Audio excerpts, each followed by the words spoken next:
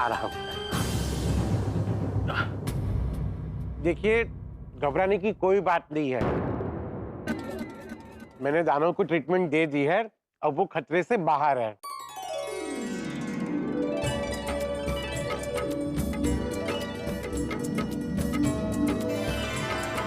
सब माताजी की कृपा है।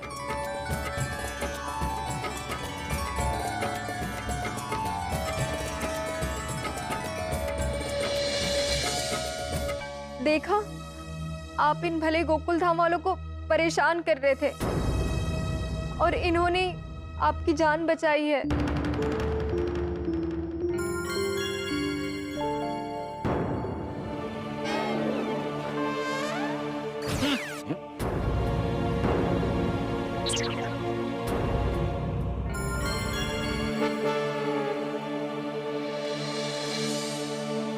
मुझे माफ कर दीजिए, मैंने आप लोगों के साथ बदतमीजी की, नवरात्रि में आप लोगों को परेशान किया।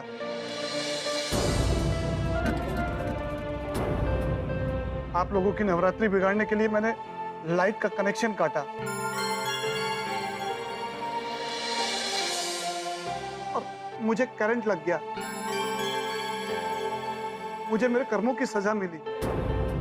मैं आप लोगों का अपराधी हूं।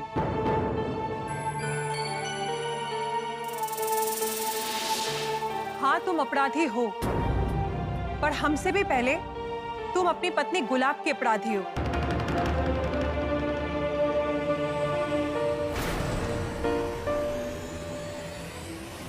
एक स्त्री घर की देवी होती है और तुम उसे ही परेशान कर रहे थे।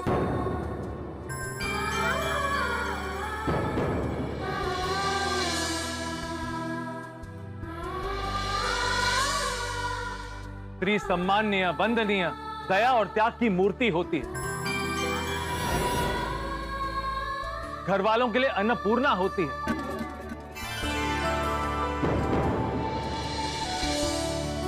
साल के 365 दिन बिना छुट्टी लिए घर का सारा काम संभालती है।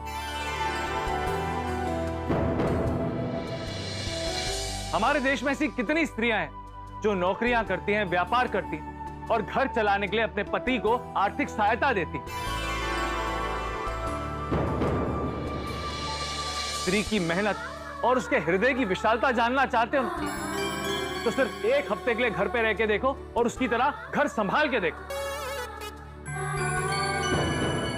तब समझ आएगा कि स्त्री में कितनी समझदारी, सहनशीलता और शक्ति है।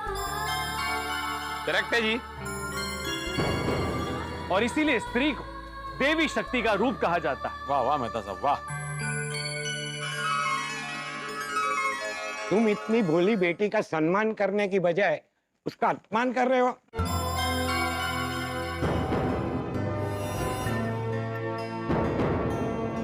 मुझे माफ कर दीजिए।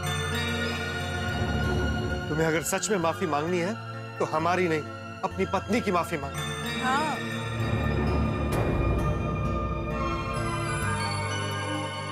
ओए खोतिया, शर्म कर। आज तेरी उसी औरत ने जान बचाई है जिसको तू रोज पीटता था। ओए, अपनी जान की परवाह किए बगैर वो तुझे जिंदा तार से यानी मौत के मुंह से खींच कर लाई है। हाँ।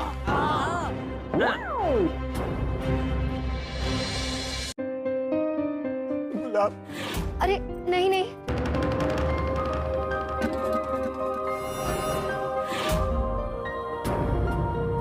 गुलाब, मैंने तुम्हें बहुत दुख दिया।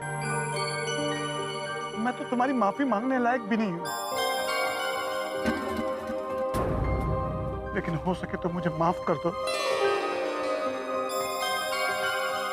और जो सजा देनी है वो दो, लेकिन मुझे माफ कर दो गुलाब। तुम्हारी माफी के लायक भी नहीं, लेकिन मुझे माफ कर दो गुलाब। मुझे माफ कर दो। मैं तुम्हारे गुनाहगार। अरे नहीं, आप माफी मांगकर मुझे पाप में मत डालिए। आप मेरे दुख को भूल जाइए। आप सुरक्षित हैं, यही मेरे लिए सबसे बड़े सुख की बात है। धन्य, धन्य तू नारी, धन्य। नहीं नहीं, मैं पापी हूं। तुम्हें दुख दिए, तुम्हें मारा, तुम्हारे ऊपर हाथ उठाया। दानव, तुम्हारे पाप माफ करने लायक तो नहीं है, लेकिन फिर भी अगर तुम सच्चे मन से अपने पाप धोना चाहते हो तो गुलाब को वचन दो कि तुम उसे हमेशा खुश रखोगे।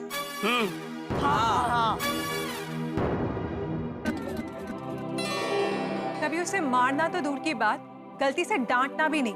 Correct correct. उसके जीवन में कांटे की तरह नहीं, गुलाब की खुशबू की तरह महकोगे। बागेश्वर जी जैसे बेस्ट साथी बनो मानव जी। सॉरी सॉरी, गलती से मिस्टेक हो गई। अरे नहीं बावरी, पहली बार गलती से सही बोला है तुमने। दानव मानव बन गए हैं।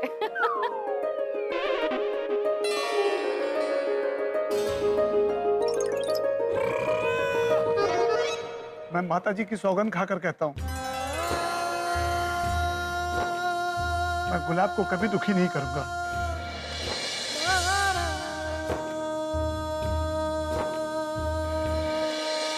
ये दानव आज दानव में से मानव बन गया। आप सब लोगों की वजह से मेरा दुर्भाग्य सौभाग्य में बदल गया। आप सबका बहुत बहुत धन्यवाद।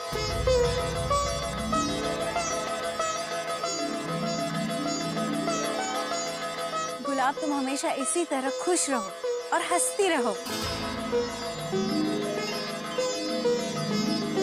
लेकिन एक बात समझ में नहीं आई, दानव हमारे नवरात्रि खराब करने के लिए लाइट की तार काटने गया, और तुम वहां कैसे पहुंची? आज रात घर से निकलते समय ये कह रहे थे कि गोकुल धाम वालों को नवरात्रि मनाने नहीं दूंगा, और ये सुनकर मैं इनके पीछे पीछे चली गई। जब मैंने इन्हें देखा तो ये कटी हुई तार से चिपके हुए थे।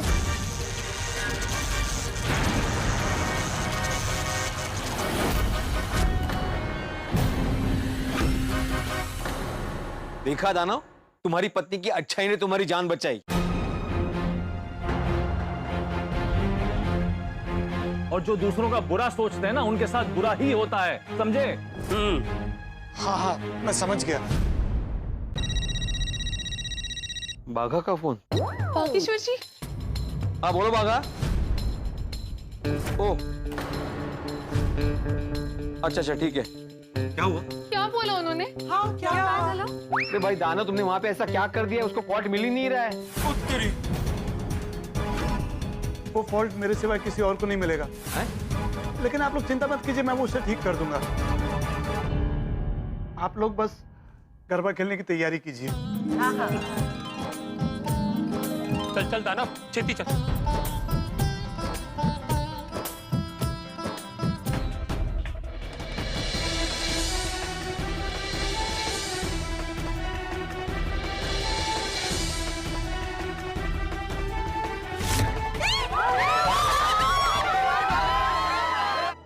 हो गया। हर्ष बुलंबे मात की अब होगा गोकुल धाम सोसाइटी में मस्त गरबा।